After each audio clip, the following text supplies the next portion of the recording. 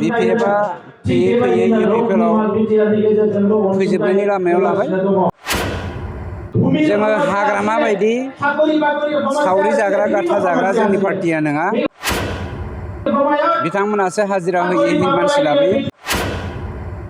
निसिमा बियाबनि दिनै मास गेदारिं आरो ग्रान्ड जयनिं प्रग्रामाव 15,000 मानसि दिनै गेदारिं जादों आरो बेवहाय 2,000 मानसिया बिपिएफनिफ्राय दिनै जोंनि इउपिपिएल दोलोआव जयनिं जागोन दा रेडि जानानै दंखायो। गतिके खोब गोजोननाय मोन्दों।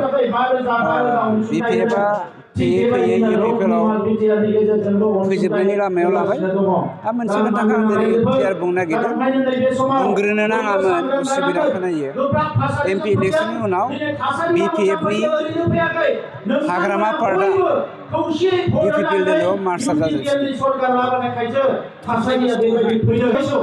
मोनसे खोथाया स्पस्ट, जोङो हाग्रामा बायदि सावरि जाग्रा गाथा जाग्रा जोंनि पार्टिया नङा।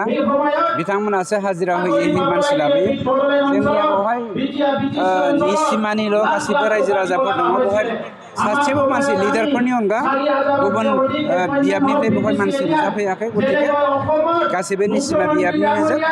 सोरनोबा फैसा होनानै माबा बोखानानै लाबोनायनि जोंनियाव खारन गैया। मानोना रायजो राजाफ्रा सोलायनायखौ नुनानै, गुस्लायनायखौ नुनानै, जौगाथायखौ नुनानै, खौसेथिखौ नुनानै सांग्रां जानानै, गोसो गुदुं जानानै दिनै इउपिपिएलआव जोङो जयेन जाफैदों। आं दहायनो बुंखाबाय, हाग्रामाया गावनो जोंनि इउपिपिएल दोलोआव मानाव गेदेर प्रमद बर' बिथांजों मार्च आप जानो थांगासिनो दङ।